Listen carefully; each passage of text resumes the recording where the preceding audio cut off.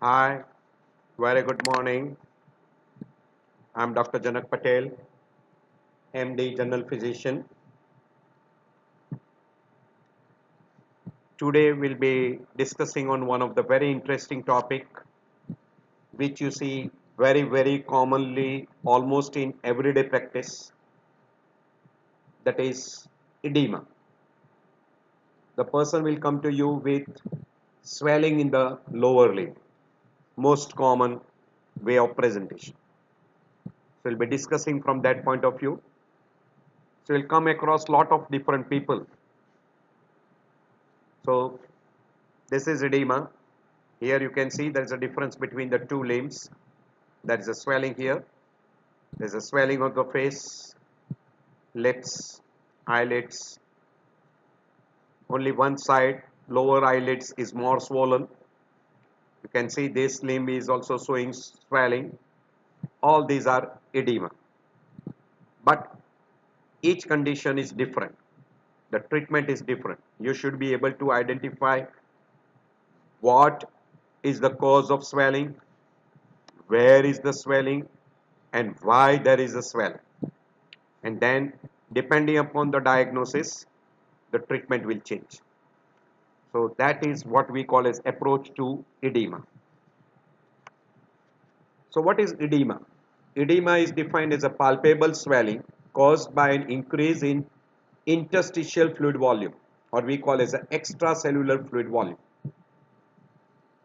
So edema is a clinical condition characterized by accumulation of excess of, some people also use the word abnormal excess accumulation of interstitial fluid, and can either be localized or can be generalized. So it can be localized or it can be generalized. This edema, other than localized edema, does not become clinically apparent until interstitial volume has increased to 2.5 to 3 liters. So when interstitial fluid becomes abnormal and in excess, then only you can determine generalized edema. There are few words which are very commonly being utilized. One is anasarca. The meaning of anasarca means you get edema involving almost all part of the body, upper limb, lower limb, face, even you can have hydrothorax, hydropericardium, and hydroperitoneum. Ascites is collection of a fluid in a peritoneal cavity. Lipidemia means edema caused by a fluid retained in interstitial space by lipids in the dermis. Lymphedema is edema caused by obstruction to the lymphatic drainage of the tissue. Myxedema is edema resulting from hypothyroidism, and that is we call it a pretibial myxedema, which is ideally not an edema, but it is because of collection of subcutaneous material which infiltrate the dermal tissue and gives rise to what we ideally use the word non-pitting edema. So that will occur in Graves' disease, also in case of mixed edema.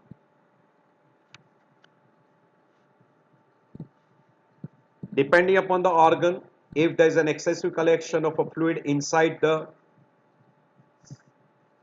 cerebral hemisphere, we call it as a cerebral edema.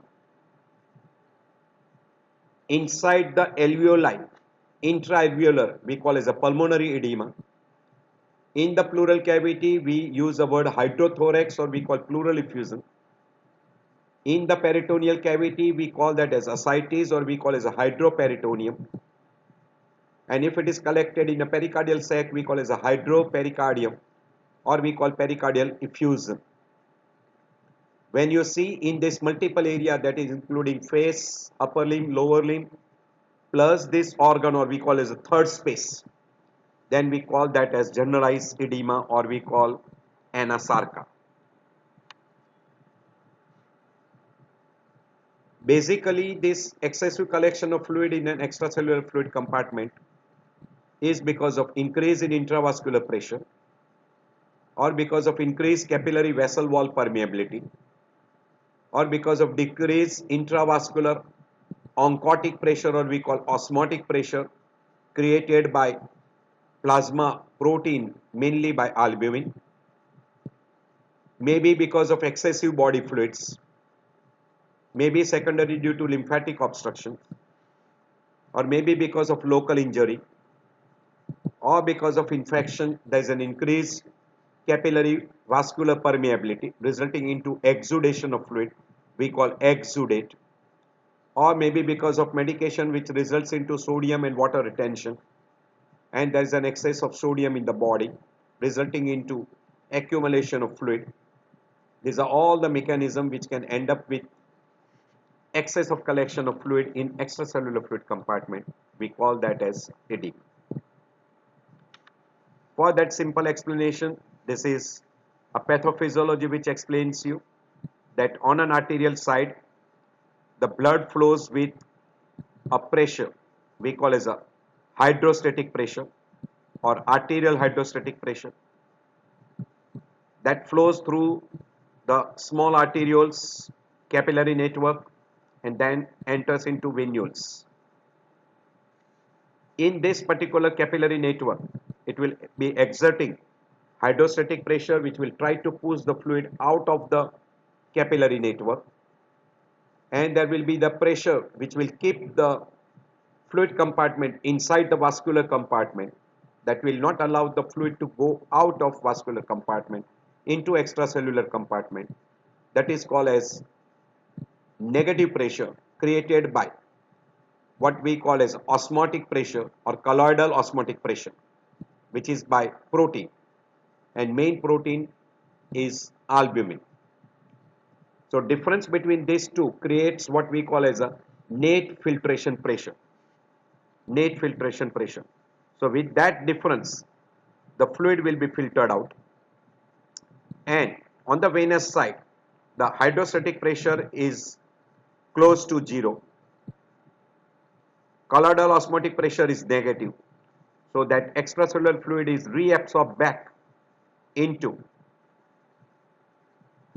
vascular compartment at the venous side.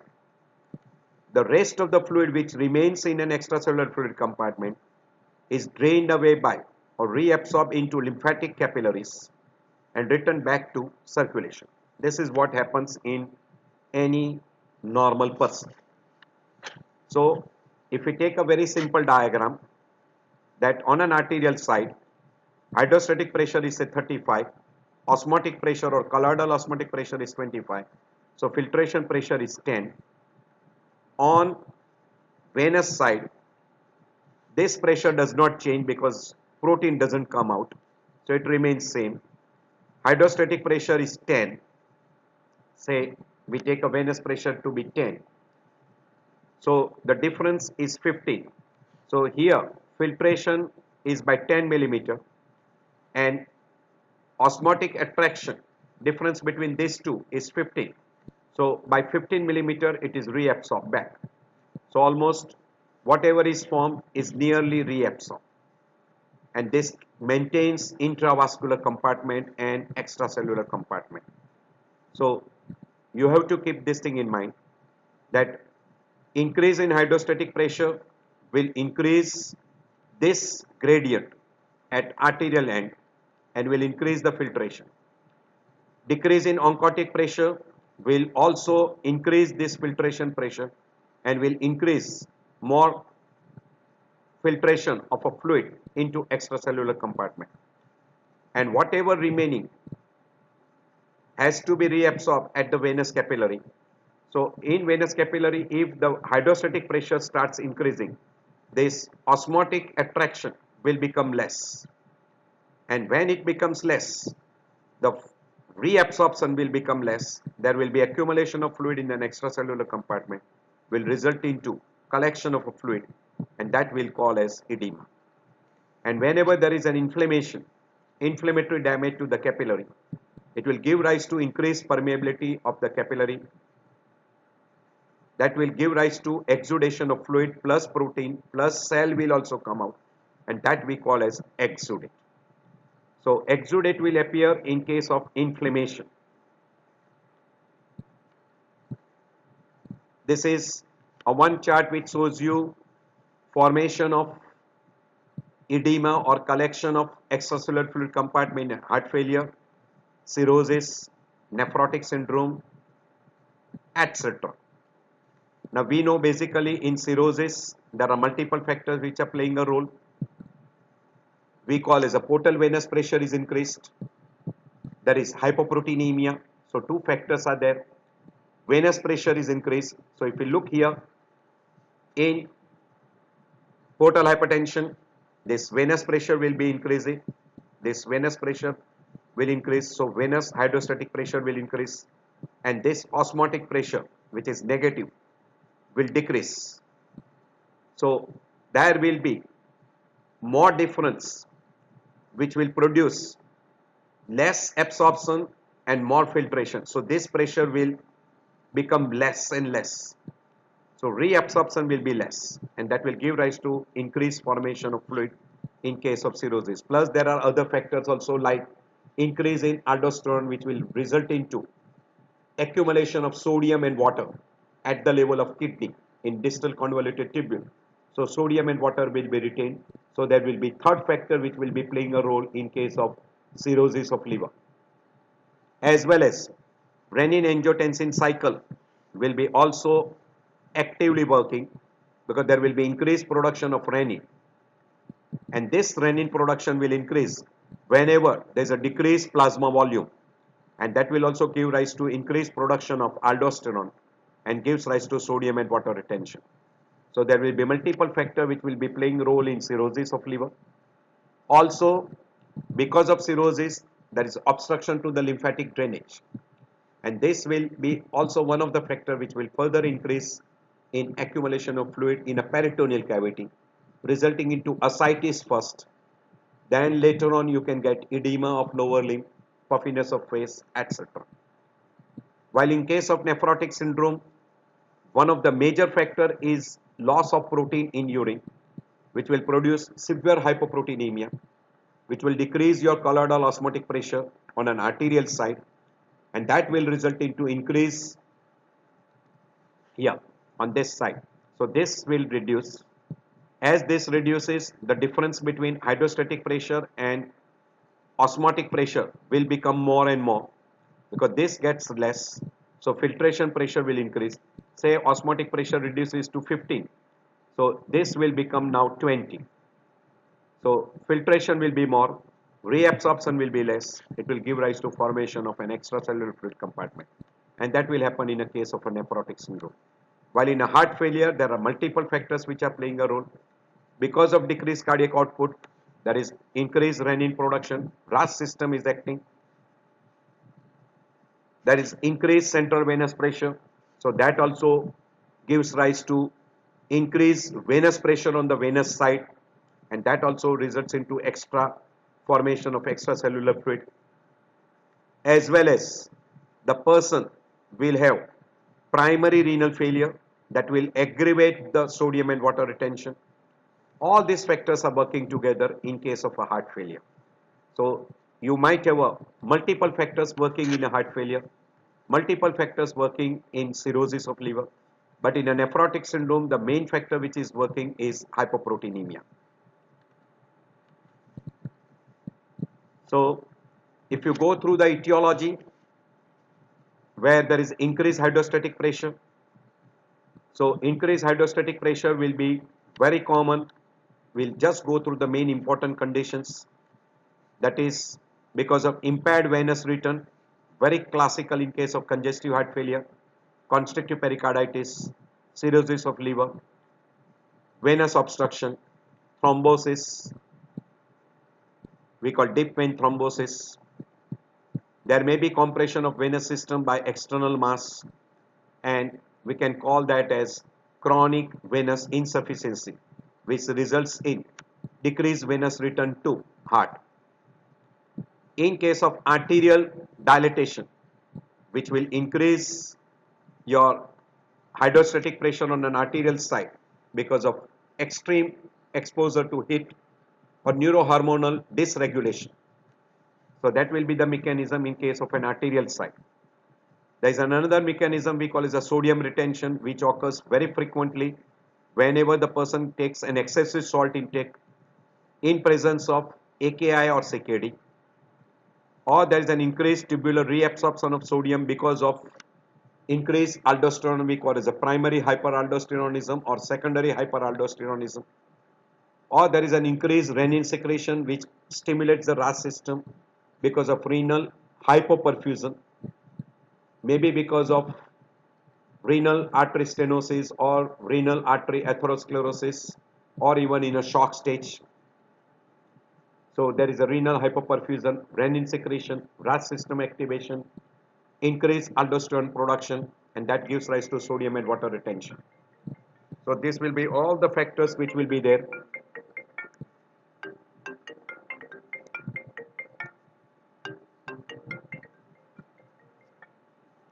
Inflammation, acute inflammation, classical in case of cellulitis, or maybe a chronic inflammation, or because of angiogenesis, the person will have increased capillary permeability, which will result into exudation of fluid into extracellular fluid, and that will be more of exudates, where water will be filtered out, protein will be filtered out, as well as the cellular infiltration will take place, and that we call as an exudate.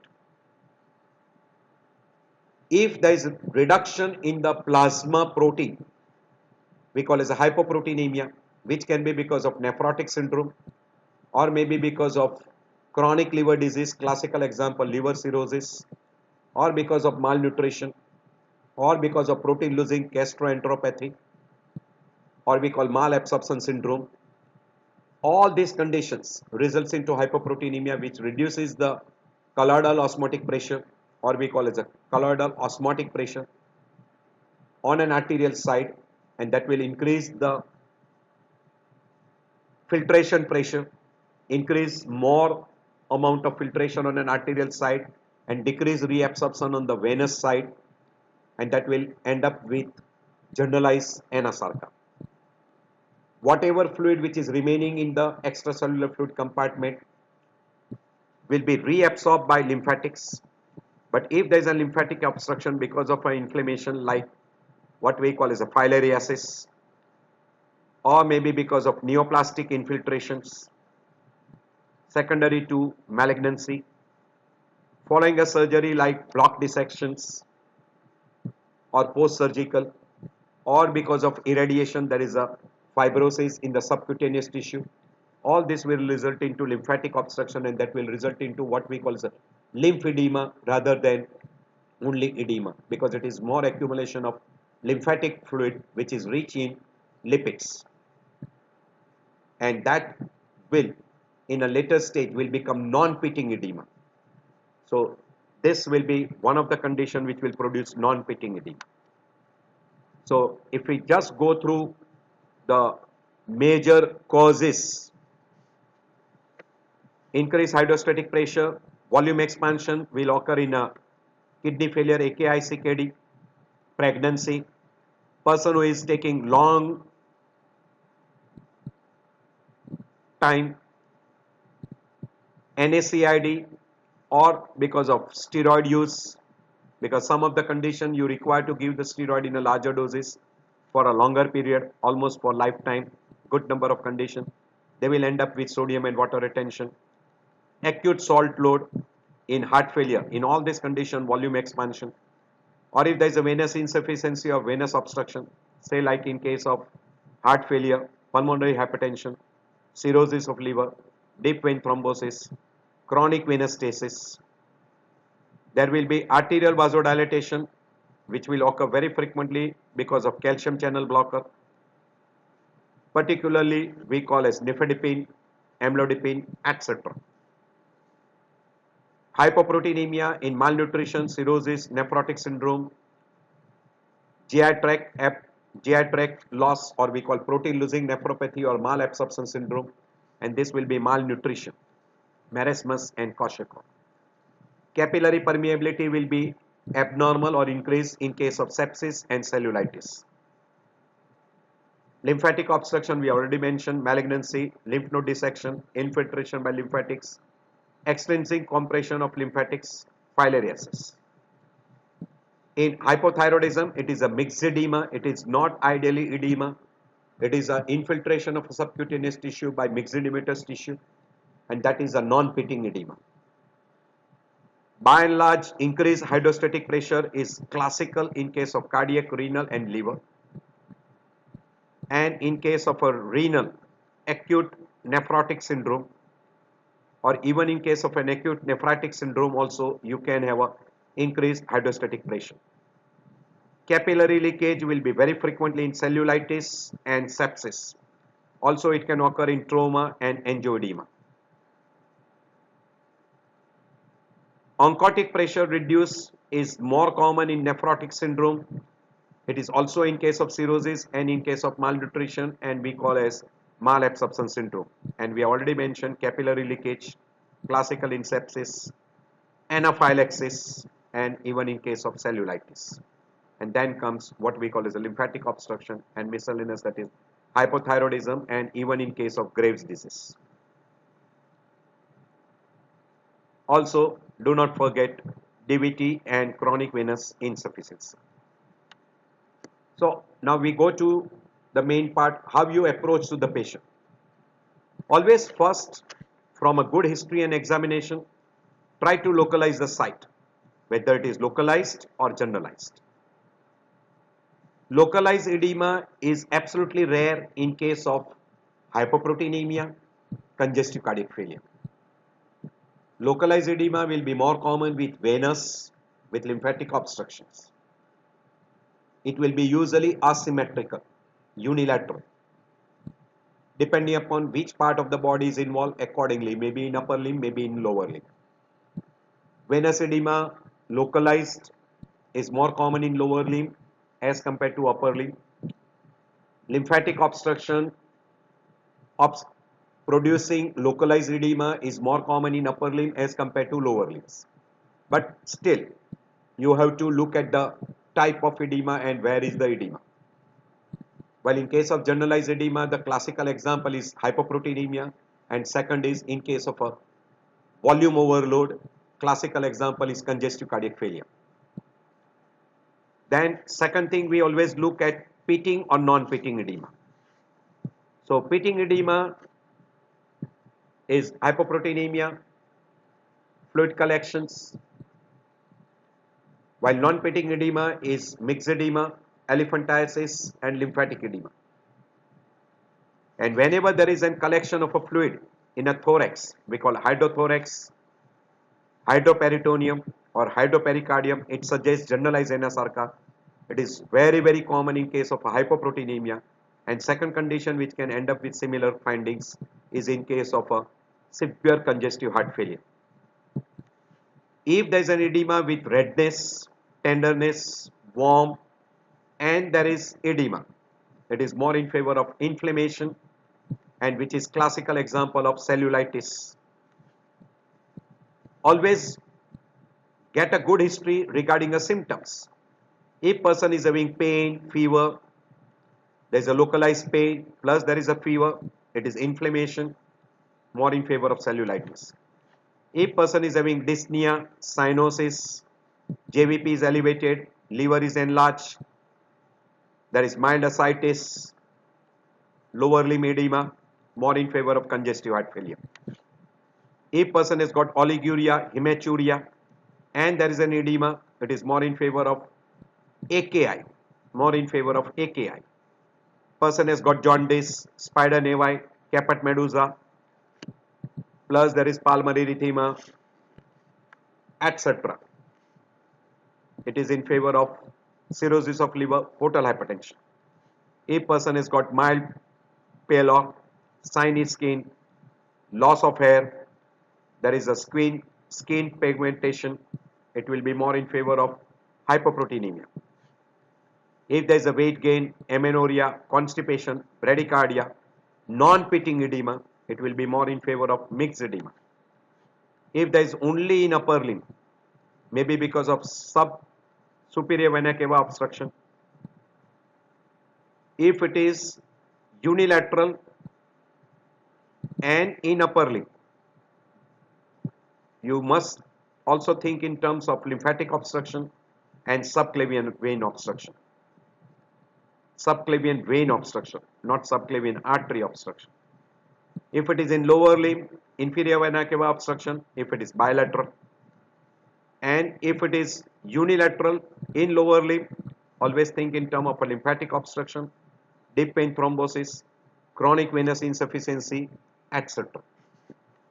But if a person comes to you with inferior vena cava obstruction, you will have invariably ascites, hepatomegaly, splenomegaly with dilated tortuous vein over thorax as well as abdomen, which are vertical, and the blood flow is from lower to upper.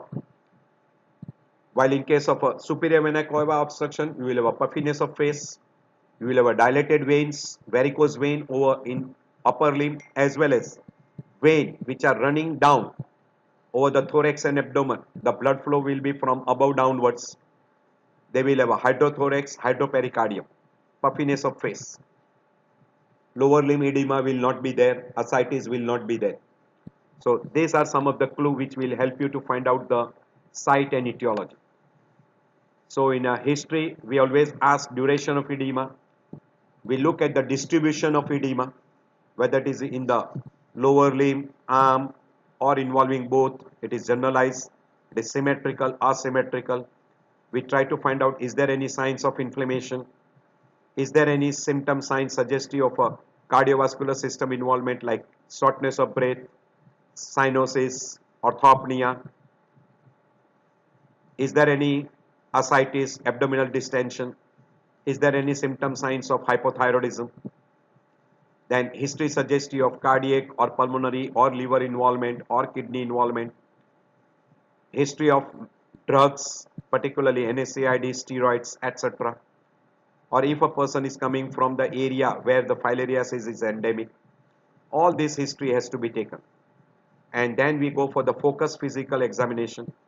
We try to find out whether the edema is localized or generalized, pitting, non-pitting, whether there is any signs of inflammation, whether there is any clinical signs of cardiac involvement, whether there is any clinical signs of liver involvement like chronic liver signs, that is pulmonary edema, spider nevi, caput medusa, etc. And then we go for what we call as investigations like blood examination, urine analysis, investigation for cardiac like chest x-ray, ECG, echo, etc. We have already told you, you try to differentiate pitting, non-pitting edema, generalized, localized edema, whether it is exudative, that is exudatives are invariably what we call as inflammatory edema, which are showing you symptom signs of tenderness, redness, warmness, and person will invariably will have fever, while transudate will not have warmness, tenderness, and those we call as a non-inflammatory edema, which is very common in congestive cardiac failure, cirrhosis of liver, AKI, CKD, etc. Severity wise, you try to find out how severe it is, mild, moderate, and severe. Evolution wise, how it had started, it sometimes is very helpful. If it begins with leg, then face, and then ascites, it is more in favor of congestive cardiac failure. If it starts in face, then in lower limb, and then ascites, it is more in favor of nephrotic syndrome. If it starts with ascites, then lower limb, and then face, more in favor of liver, like cirrhosis of liver. And if there is a edema, puffiness of face, and then ascites, it is more in favor of nutritional anemia or nutritional edema like marasmus or Korsakoff. And then examination of urine also gives you idea. Oliguria more in favor of acute renal failure or acute glomerulonephritis, nephritic syndrome. If you get a smoky urine, or we call as a Coca-Cola color, acute glomerulonephritis. If it is a milky white color urine, more in favor of filariasis or chyluria. If a person has got orthopnea or paroxysmal nocturnal dyspnea, more in favor of congestive heart failure, etc. These are all the clinical clue which can help you to identify the causes of edema. We already mentioned jaundice, melena, hematemesis, libido, testicular atrophy, pulmonary erythema, spider nevi, caput medusa, deputine contractures. All those are signs of chronic liver disease. Constipation, weight gain, cold intolerance, hypothyroidism. Hypertension, ischemic heart disease, valvular heart disease, congenital heart disease, more in favor of heart failure. Vomiting, hiccup, loss of appetite, itching, uremia. Diarrhea, steatorrhea, malabsorption syndrome, etc. There's a big list. You can go through at your leisure time. I mentioned lot of different conditions which can be identified by good clinical examination. So a good history, good physical examination, differentiate between pitting and non-pitting. Very, very important. Non-pitting edema, filariasis, mixed edema. This two comes topmost on the list. While pitting edema is hypoproteinemia, congestive heart failure. These two very frequently classical example of pitting edema. It is immaterial how much is the pitting, or we call severity of pitting, does not identify anything, but massive generalized anasarca is very classical in favor of nephrotic syndrome because it produces severe hypoproteinemia. Non-pitting edema, we already mentioned lymphedema and mixed edema. Localized edema is local inflammation like cellulitis, lymphatic obstruction, deep vein thrombosis, thrombophlebitis, chronic venous insufficiency. While generalized edema, cardiac, hepatic, renal, nephrotic syndrome, acute glomerulonephritis, CKD, you can put idiopathic edema. Angioedema will come in case of localized edema. This is one of the signs of anaphylaxis. So again, same thing is shown in two different ways. Generalized heart, liver, kidney and malnutrition. While localized is venous obstruction, lymphatic, secondary due to inflammation, venous obstruction, thrombophlebitis, etc. So these are all the conditions which can produce generalized edema. These are localized edema. Don't forget anaphylaxis.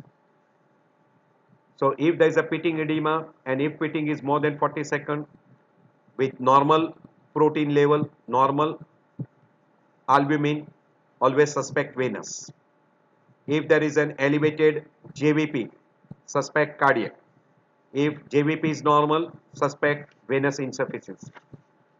And if pitting edema is taking less than 40 seconds to come back to normal, very frequently it is hypoproteinemia, and try to rule out the conditions which decreases the protein. One simple thing will help you in your everyday practice. If there is a bilateral edema, very, very important. Always try to identify non-pitting edema, non-tender, lymphedema. Pitting edema which is tender. Pitting edema which is tender. Usually it is with low protein state, decreased synthesis, increased loss. Classical example, nephrotic syndrome, malabsorption, etc. And if there is slow pitting, venous hypertension, there is an elevated neck veins, more in favor of what we call as a cardiac, congestive cardiac failure. And if there is no JVP elevated, chronic venous insufficiency. If there is a unilateral lower limb edema, again, non-pitting, non-tender, more in favor of lymphatic obstruction. And if it is pitting, more in favor of deep vein thrombosis, or maybe because of Baker's cyst, or maybe acute cellulitis. Bilateral upper limb edema, always think in terms of, it is bilateral edema, always think in terms of what we call as congestive cardiac failure, where person will have a dyspnea, JVP elevated, hepatomegaly, will have upper limb as well as lower limb, and face also being involved. Pure upper limb bilateral edema, always think in terms of a superior vena cava obstruction. There will be other conditions which can also produce similar conditions like constrictive pericarditis, etc. So always think first, rule out superior vena cava obstruction. Superior vena cava obstruction. This should be ruled out first. And if there is a unilateral upper extremity edema, then always think in terms of what we call as a lymphedema. So try to go through that particular. Unilateral upper limb edema, lymphatic obstruction, unilateral partial obstruction of subclavian vein obstruction, acute cellulitis, and even in case of filariasis, which is invariably tender because it is acute inflammation. This will produce acute inflammation.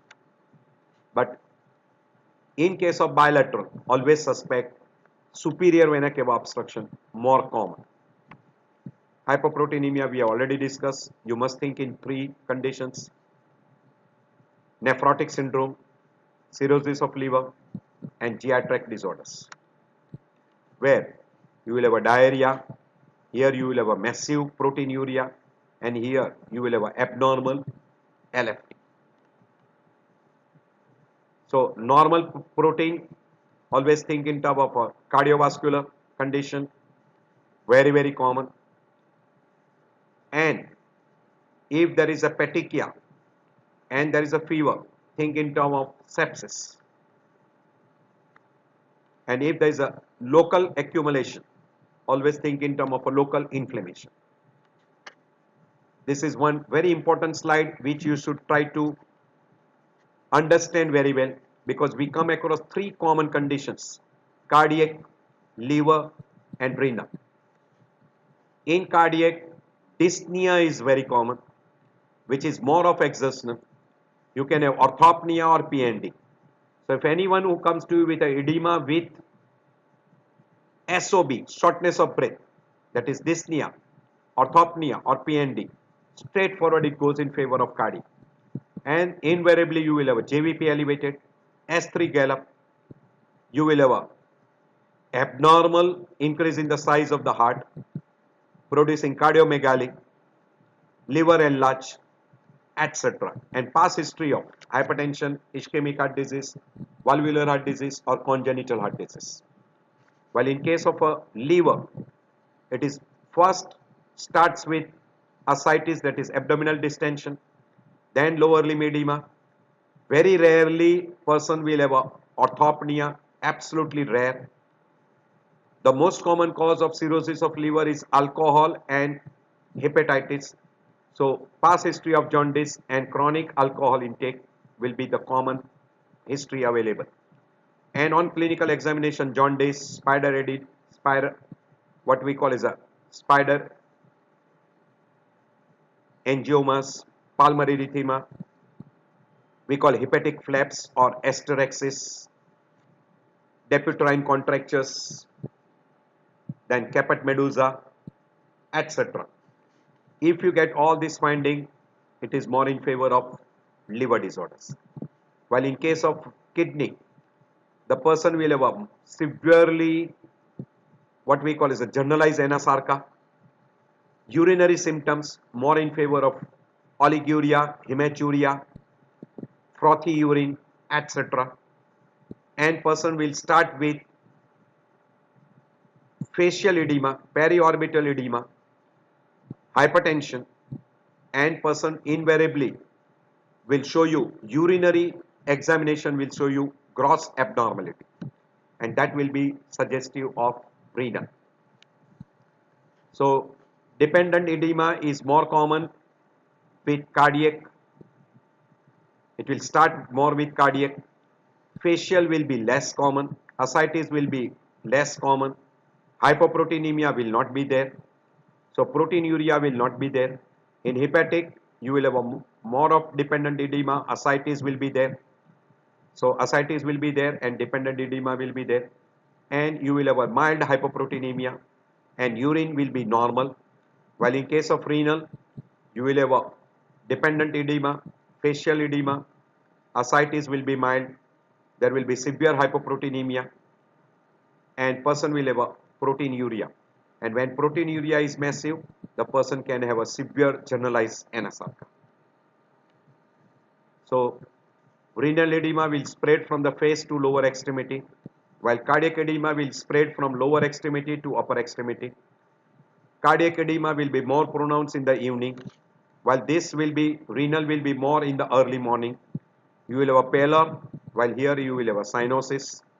Skin over the edematous area will be warm in renal, while in case of a cardiac, usually it will be cold because of decreased perfusion.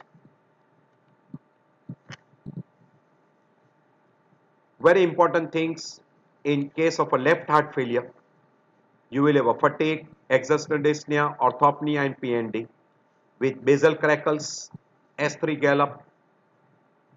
While in case of a right heart failure, you will have a dyspnea, fatigue, anorexia. You will have a raised JVP which will not be seen in a pure left ventricular failure. You will have a dependent edema which will not be a characteristic in case of a left heart failure. While basal crackles which are there in a left heart failure which you will not see in case of a right heart failure. You will have ascites, pitting edema, raised JVP, pleural effusion, hepatomegaly, etc. But by and large we come across what we call as a congestive heart failure, which is left heart failure with right heart failure. So all these findings are together. So always, very frequently you will come across with basal crackles and JVP elevated, ascites, hepatomegaly together. We call that as congestive heart failure. So already we have mentioned all these things before. This also we have covered up. This is what we call as typical chronic venous insufficiency. You can see the skin color changes. You call pigmentation. This will suggest chronic venous insufficiency. If you come across a woman who is under the age of 50 and mild edema, always suspect one of the possibilities idiopathic edema, which is a cyclical edema, very frequently seen in female under the age of 50. If you come across a painful edema, one of the conditions which you will see in your everyday practice good number of time is a deep vein thrombosis, which will be very frequently unilateral, and you will have a severe calf muscle tenderness, and you have to go for a Wells score. And there is another condition which produces a painful swelling is reflex sympathetic dystrophy, or we call as a chronic pain syndrome. It is a chronic regional pain syndrome. So remember that there is one condition where secondary to the chronic painful conditions, person develops chronic regional painful syndrome, CRPS, and that produces reflex sympathetic dystrophy, and that can have a painful swell and which will be unilateral. This is again, in this you will get a dystrophy very frequently. You can see this is red, this will be tender, and there will be reflex sympathetic dystrophy. This is localized swelling, redness, warmness, tender. Very frequently you will see in case of cellulitis. You can see a varicose vein. This will also produce on the side of the varicose vein a venous edema. We call as edema because of chronic venous insufficiency. And secondary to that chronic venous insufficiency, person will develop venous stasis dermatitis, changes in the skin, and then later on venous ulcer. This is varicose vein, and person can develop ulcer also. This is inflammation. You can say there is a blister also. This is severe cellulitis. This is Baker cyst, which has ruptured, and that will produce swelling, and that will be localized swelling on the posterior side of the popliteal fossa, very frequently on a popliteal fossa area. We call Baker cyst rupture. See this swelling here, and which can be also seen in an X-ray. So that is Baker cyst. there is one sign called the steamer signs. This is very useful to find out the edema in the subcutaneous tissue. So in a normal person, you can easily pinch the skin over the second toe. So we call that is negative. But if you can't pinch, then we call the steamer signs is positive. And this indicates subcutaneous edema. And this is very frequently in case of a non-pitting edema. So it is also called Kaposi steamer signs. And this is a sign of lymphedema.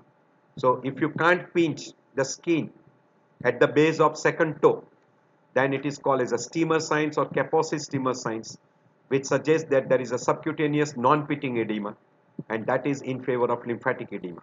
So these are the two good picture which you can see. This is unilateral lymphatic edema. This is again, you can see there is a skin changes which are taking place, and this is hyperkeratosis which can occur. This is lymphatic edema secondary to filariasis. This will become non-pitting edema. You can see this will be non-pitting edema. This is congenital disorders of lymphatic drainage.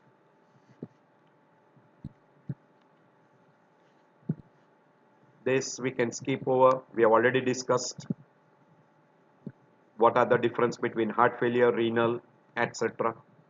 At your leisure time you can go through. Yes. One word regarding idiopathic edema. It is very common in young women, usually obese. There is no cardiac etiology, hepatic or renal etiology.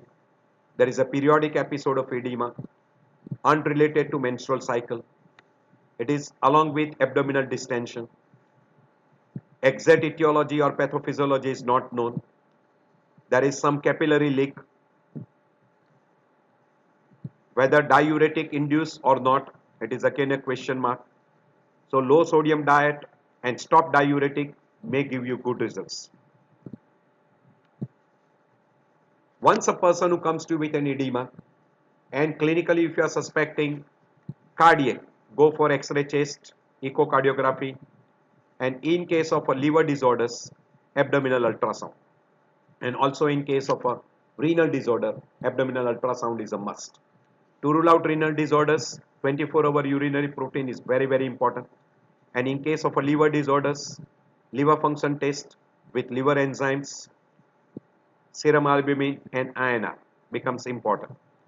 And paracentesis to find out the type of fluid in case of ascites will be helpful. This is a slide which shows you if there is an acute edema which is less than 72 hours, whether unilateral or bilateral. If it is bilateral, very rare. Bilateral DVT is very rare. Inferior vena cava clot, still very, very rare. Unilateral edema is more common. It will be very common in DVT. You will have to use a Wells score, and you will have to look for D-dimer studies, etc.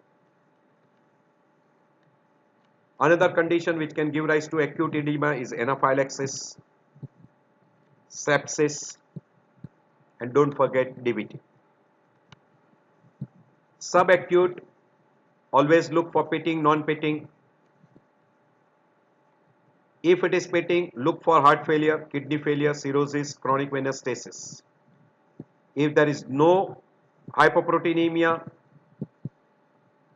or if there is a hypoproteinemia, you work out accordingly, because hypoproteinemia will be more common in cirrhosis and liver disorders.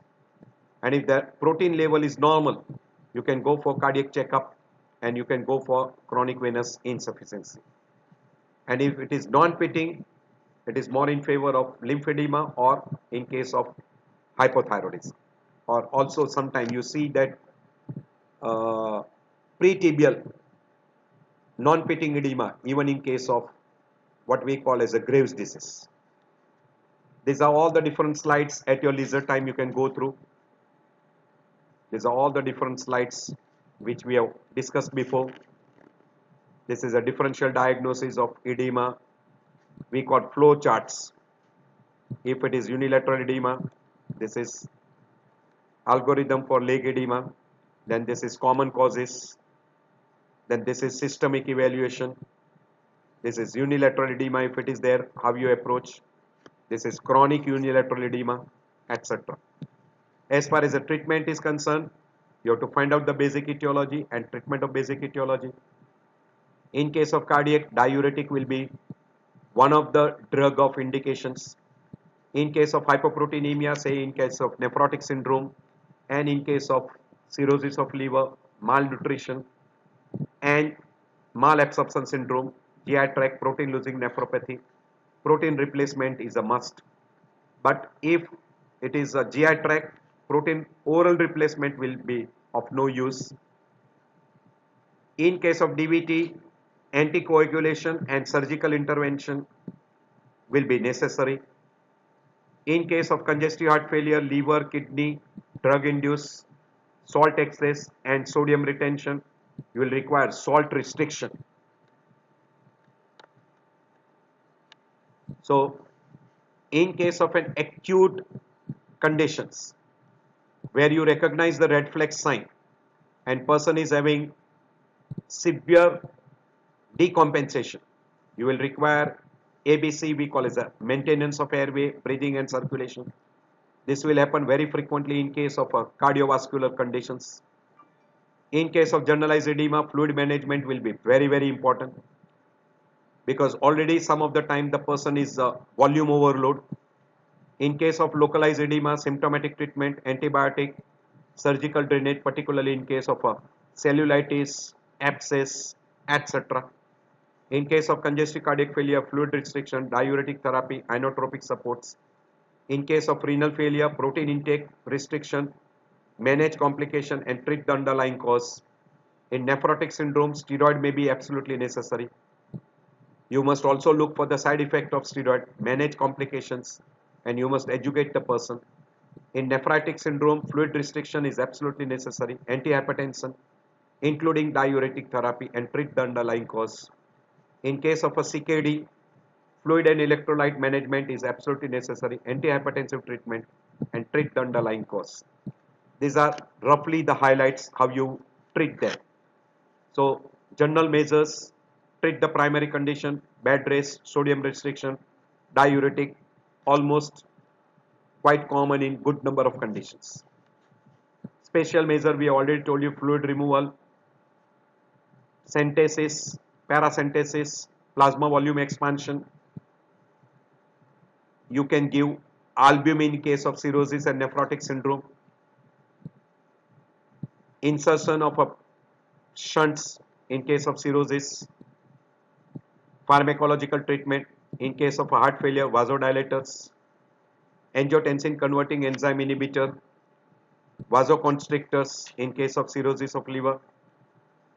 In heart failure and nephrotic syndrome, you might require a continuous arteriovenous hemofiltration, etc. This will be necessary in case of rare conditions. In a fast recovering pitting edema, you will require what we call as treatment of malnutrition, treatment of malabsorption, treatment of cirrhosis of liver, and treatment of protein loss. In case of a slow recovering pitting edema where protein is normal, you will require treatment of congestive heart failure, chronic venous insufficiency, and what we call as a DVT. These are the three conditions. As far as the lymphedema is concerned, diuretic, elevation, exercise, compressive, elastic stocking, massage, etc. And if there is a chronic infection, you might require a treatment of dermatophytes, then treatment, antibiotics, etc. in case of cellulitis. In lymphedema, you might require flavonoids, liposuction, and coumadin is utilized to stimulate the subcutaneous macrophages and local proteolysis.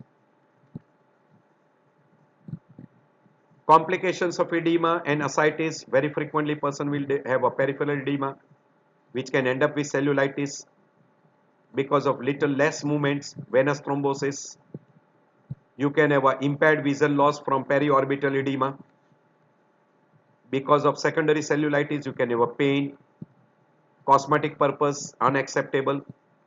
You can have a scrotal and penile edema, which can result into damage to the local organs, local tissue, limitation of physical activity, pleural effusion, etc.